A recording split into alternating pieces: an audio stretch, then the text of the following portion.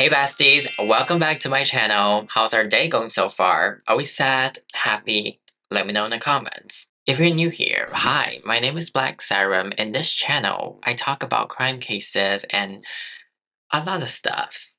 Lately, I've been thinking about doing urban legends. So if you're interested in that, hit that subscribe button in the face. Or not, we're still Gucci. Now today's case is very interesting. Well, I say that every time, but it is. Do we all know Amazon, the website that used to sell books, but now it's one of the biggest e-commerce websites in the world. And apparently there's a serial killer associated with this website. And what's so special about this case is when we talk about serial killers, they're usually from the last centuries, like Jack the Ripper, Jeffrey Dahmer. None of them are from the modern days, but this killer is contemporary. So what happened? Let's talk about it. Todd Kohlhepp.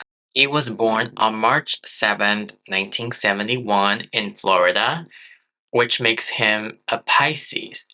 His parents got divorced when he was 2 years old, and his mother gained custody and remarried the following year. Growing up, Todd was always a troublesome kid and was known to be very aggressive towards people. It got to the point that his mom was so scared of him, so she would lock him in his room while he was asleep, and then lock her own room because she was afraid Todd might do something crazy while she was sleeping. So I locked him in his bedroom at night when he went to sleep, and I locked me in my bedroom. And when Todd was young, he was sent to a nursery school, but he was reported to be frequently violent towards other kids and would destroy their toys. He would also get physical with others, and it was reported that Todd always had a pair of scissors right next to him just so he's ready to attack. Yeah. And at the age of 9, when Todd started undergoing counseling, he was described as being explosive and preoccupied with sexual content. If you're a true crime fanatic, you probably know there are a couple of factors that can indicate whether someone will grow up to be a serial killer or other violent criminals, and this is known to be the McDonald Triad. For those who are unfamiliar, the McDonald Triad is a set of 3 factors that, if any two are present, are considered predicted of or associated with violent tendencies. These factors include being cruel or abusive towards animals, setting fire to objects or committing minor acts of arson, and regularly wetting the bed. So if you know anybody in real life who has 2 out of 3, run. Our little Todd here, he fit the criteria. He had a goldfish as a pet at the time, but he got bored of it. So one day he was like, I want another animal.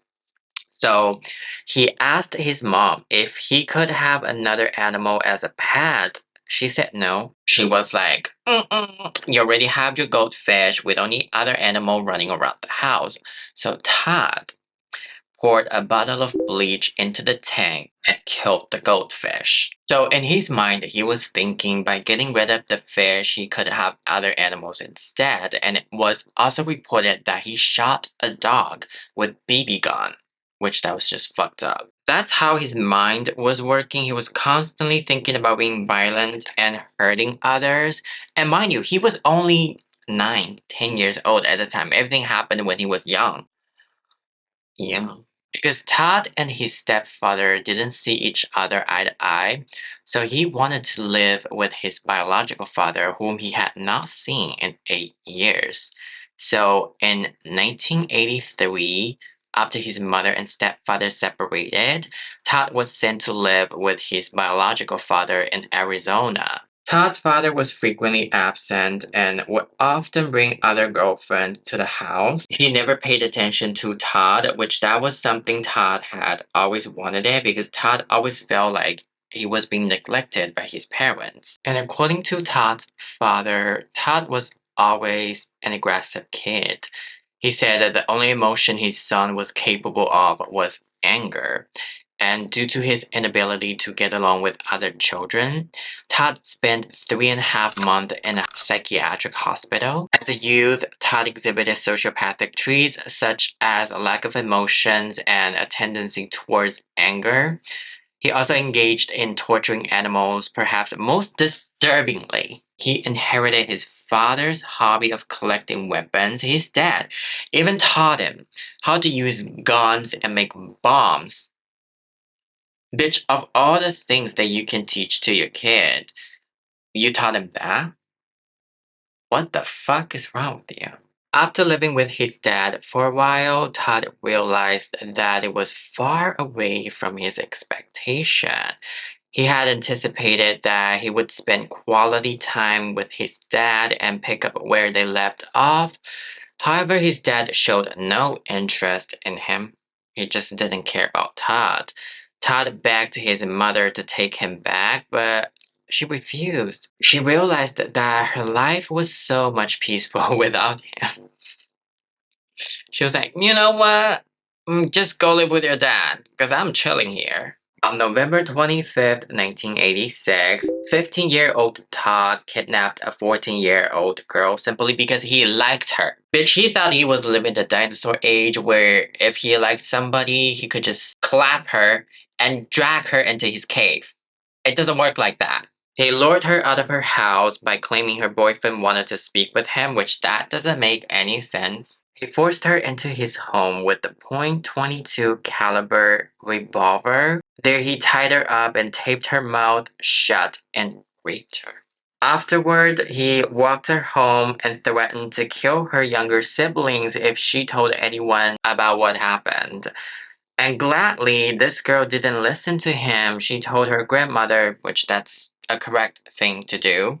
If somebody threatened you not to tell anybody, you need to tell somebody. Todd was then charged with sexual assault, kidnapping, and committing a dangerous crime against children. In 1987, he pleaded guilty to the kidnapping charge and other charges were dropped. He was sentenced to 15 years in prison and registered as a sex offender. 15 years. The judge in the case said Todd was very bright and should be advanced academically, but behaviorally and emotionally dangerous and likely could not be rehabilitated. He was diagnosed with borderline personality disorder. His psychiatric evaluation showed signs of emotional disturbance but not psychosis. When I was reading this, I was surprised to learn that he actually received a 15-year sentence at the age of 15. Because typically, when a teenager commits a crime, they will be sent to a juvie instead of prison. I'm not trying to downplay what he did. Obviously, he did a lot of fucked up shit, and he has to face the consequences. But it's the fact that a teenager could end up behind bars for 15 years for kidnapping, while some adults only receive 2 years. 2 motherfucking years for killing. That's just, I was like, what?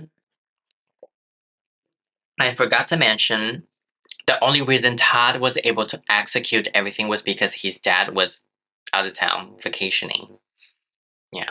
And Todd's mother, on the other hand, she's a funny lady, isn't she? So when she found out that her baby boy was arrested, she did some crazy shit. She told the police Todd was trying to protect the little girl, and she was just being dramatic, and she urged the court to give Todd less sentence because the only thing Todd did was to escort her home, and everything else was just a fabrication. You literally locked your own bedroom door at night because you were scared of your own son coming to your room and do something crazy to you. And now you're calling her being dramatic? Who's the dramatic one here? In August 2001, Todd was released from the prison after serving 14 years and he moved to South Carolina with his mom. He was 30 at the time. During his imprisonment, he earned a bachelor's degree in computer science from Central Arizona College. In 2008, he earned another bachelor's degree in business administrating marketing. So, what's your excuse for not studying hard? Hmm? He got a job at a local sports apparel business by providing a falsified information. So he changed a little bit of his personal info about being the sex offender. Yeah, and wham bam, yes ma'am, he got a job. He has been working and saving money until 2003. That's when he suddenly spiked the interests in motorcycle. So one day he went in a motorbike shop called the Superbike Motorsports Store. I don't think this is the look I'm trying to go for because I feel like I've done this kind of look before. I don't know. I might change it a little bit. So he went in and said, I want the biggest, dopest motorcycle that you guys have at the store. Despite being warned by store employees that it was heavy and difficult to maneuver since you're a beginner, like we don't recommend you to buy this motorbike. But our Todd here, due to his egotism and belief that owning an expensive motorbike will get him bitches, he ended up spending $9,000 on the Suzuki GSX R750. However, it should be noted that this is not a beginner-friendly motorcycle. Now, bitch, I don't know anything about motorcycle, but judging by the picture, this one looks like a powerhouse, and it almost feels like when you ride on it, it makes that kind of sound. You know what I'm saying? Couple days later, he went back and wanting to exchange the motorcycle. Of course, they refused. Like, bitch, what do you think this is, Costco? And the employees were joking about it, saying, see, we told you, you cannot handle a big monster bike like this. This is what happened when you don't know what you're doing. And the intent was not to make fun of him. It was more of a, haha, we told you so, such a rookie, blah, blah, blah. But for some reason, Todd took it personally. He thought like they were insulting him. And get this, someone stole his motorcycle. Yeah, somebody did that. And for some reason, Todd just thought it was the people who worked at the Superbike who stole his motorcycle. But obviously, it's not them. You know it, I know it. And of all the people that he could have guessed, he guessed them. He was like, you know what? 100%, I'm 100% guaranteed it gotta be them who stole my bike. Yeah. Ever he wasn't going to purchase another bike this time, but instead he will go back to the Superbike every single day looking around bikes, pretending that he had the intention of getting another bike and asking questions about motorcycles. On November 6, 2003, as usual, he went back to the store looking around all the motorcycles and asking questions. And at this point, all the workers were kind of knew him. They just didn't care. They were just like, you know what, do whatever you want as long as you don't bother us. And he waited when there's no customers at the store. Suddenly he pulled out a gun and killed everyone. There were 4 victims at the store and he killed them one by one, and all the victims died from multiple gunshot wounds. He first entered the shop from the back and killed the mechanic. Next, he shot the owner's mother in the showroom. When he shot the mother, the manager heard the gunshots, so he kind of just like ran back to the main doorway to check what was going on. And he got shot as well. And finally, he was out to the parking lot, and the owner was outside. He shot the owner at the parking lot. Everything happened so quickly. He left the scene promptly, and you would not believe this. For the next 12 years, no one knew who was the killer. This case completely went cold and he escaped justice for over a decade. Nobody knew Todd killed these 4 people at the Superbike store. And according to his later confession, he didn't leave any fingerprints because every time he has to touch something, he used his knuckles. So that's why there was no fingerprints at the scene. I don't know if the police was actually not able to find any leads to the case or someone wasn't doing a fucking job. And apparently the police had posted wanting rewards about Todd, but no one could identify him. And look at this picture. Does this picture look like Todd? The police actually thought it was the owner's wife who killed everyone. Imagine when your husband just died and your kids lost their father, grandmother, and everyone is painting you as the killer. Todd was so cocky about how he got away with this for so many years and even told the police during the investigation, he was like, I'm gonna close another case for you. You guys would have been proud of me. I cleared it in under 30 seconds. You what now? I cleared that building in under 30 seconds. You guys would have been proud. I'm sorry, but you guys would have been proud. In 2016, Todd obtained his real estate license and even established a real estate firm. However, he once again lied about being a sex offender. I don't understand. What's the point of labeling someone as a sex offender if the background check is this lenient? What's the point of that? This screams white guy privilege. Isn't Todd just one lucky motherfucker? I can't believe this. This is absolutely insane. According to his coworkers, he would often talk about his firearms, guns, and would use sexual innuendos during their conversation. They described him as angry and condescending towards other people. And a bank who worked with Todd said he would often watch porns during work. He was just a repulsive dude. Now, as a successful businessman, he had made a considerable amount of money by selling houses, right? He bought 95 acres in Woodruff, South Carolina for around $300,000 and surrounded it with a chain link fence, which whenever I hear the word chains, it screams killer. It's giving this person is a serial killer. And you're probably gonna ask, bitch, what does he have anything to do with Amazon? Are you fucking drunk? Well, I'm just getting into this, okay? Just chill.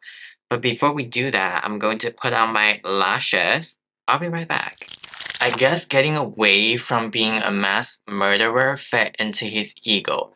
He started publicly disclosing his innermost thoughts online.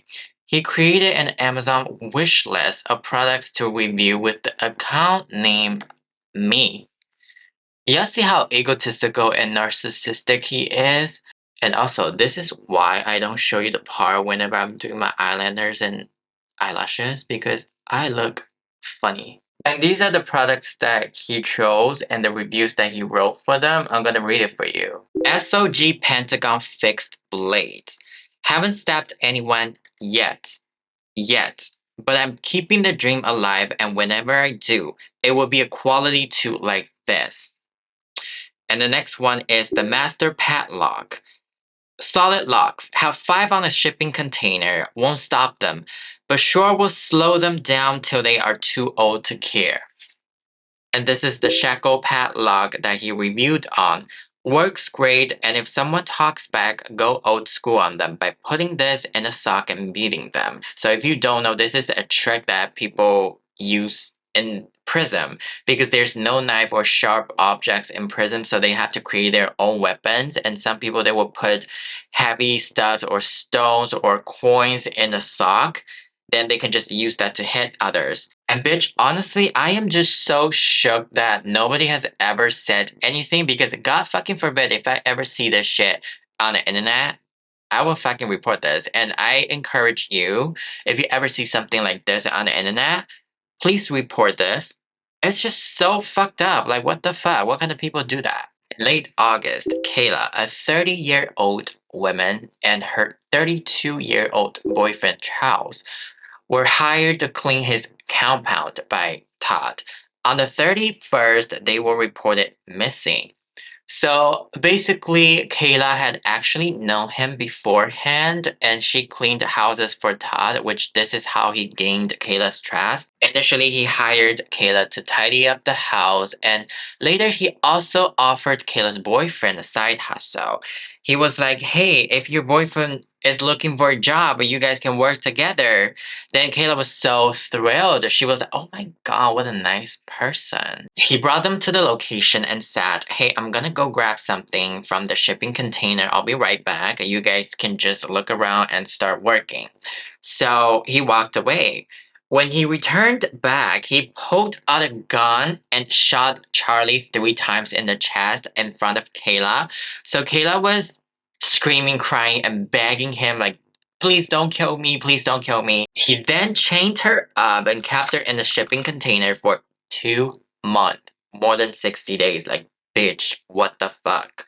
She was only allowed to use the bathroom once a day and have 1 bottle of water. She could either choose to drink it or bathe in it. She was given 2 meals a day. Bitch, I'm not talking about a fucking pizza from Papa John's. And look at the picture. Look at the environment. Just picture the worst. And Todd would check on her a couple of times a day by going into the container, then changing her position by switching the locks because sometimes she is sitting down, but other times she is standing up and unable to sit down due to the positioning. She would just keep changing the positioning, like she was just torturing her in general. He started confessing to Kayla about how many people he had killed, but he actually lied about his body count. He told Kayla that he had killed 100 people and the police couldn't do anything about it. He was above the law, and he told Kayla that one day you're gonna thank me. You're gonna adapt that Stockholm syndrome. And let me remind you that they were reported missing on August 31st. After Todd locked Kayla in the container, he took Charles's phone. He logged on Charles's Facebook and started making posts, which alerted Charles's family immediately because Charles is a writer, and as a writer, Charles always used correct grammar and punctuation when he posts something. However, the police did not take that matter seriously and did not even bother to paint their location, which anybody could do that nowadays. The police were probably like, you know what, that's fine. There's definitely no murdering. There's definitely no chain to the container. Right? Eventually, the police had discovered that both Kayla and Charles's cell phone had given up their last paint somewhere in the area of Todd's home only 60 days later. I think the exact number is 62 days. Are you kidding me? You know, I'm just wondering, like, what made the police finally realize that they need to track down their phone? Imagine the cops were like, oopsie daisy, we forgot to do something that we should have done it in the first place in the day one instead of 62 days later. During the search of Todd's property, the police heard banging from the shipping container. So they discovered that Kayla was trapped inside, which I'm gonna show you the clip when they found Kayla. It was captured by the police cam. Watch out, y'all move. Are you okay? Grab what? Go. Do you have any weapons? Coming through, okay? What's your name? What's your name, man? Lauren. Okay. All right. Just a girl. Just a girl. How are you, honey? This is bolt cutters. This is our best. He's a paramedic. Oh yeah. Okay, we're gonna get you out of there. Okay. Todd was so surprised when the police showed up to his door and found Kayla. He was almost discombobulated. He was like, "How did you guys find me? Oh, I thought it was so sleek. I thought it was so smart." I think it's probably because being in a prison for 14 years, he kind of just got disconnected with the society. He didn't know what IP address was. While he was at the police station, he made a call, and guess who he had called? His mother. And he confessed it to his mother that he's a serial killer. When asked by his mother how many people he had killed, he said, "You do not have enough fingers." Which that's true because he killed 1, 2, 3, 4, 5, 6, 7. He killed seven people. Yeah, you need 2 hands to count.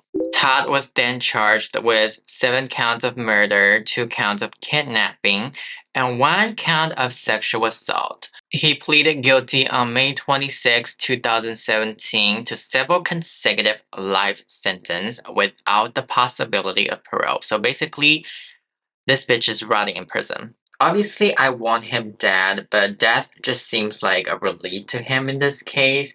I hope he gets tortured in prison or he could just fall off the fucking floor, snap his neck, never recover, and live his life like a vegetable. Oh my god, I'm so dumb, such a dumb bitch. Oh my fucking god, I'm so sorry. So I forgot to mention that while under arrest, Todd also revealed that there were 2 more bodies buried on his property. One is 29-year-old Johnny, the other one is 26-year-old Megan. They have been missing since 2015 and they were hired by Todd to clean his house and they were both shot. As far as Kayla, my heart goes out to her because the shit that she went through, the trauma, she's never gonna recover from this. And when I was doing the research, I read an article that she was actually in a domestic violence case. She hit her husband or fiance. I guess that incident just changed her as a person. Like, how can you even recover from this? This is fucked up. And that, my friend, is the story of the Amazon review killer Todd Kohlhepp. What are your thoughts? Let me know in the comments. Thank you so much for watching this video, and if you enjoyed this video, please like, comment, subscribe, and remember, be safe, be vigilant, and take care.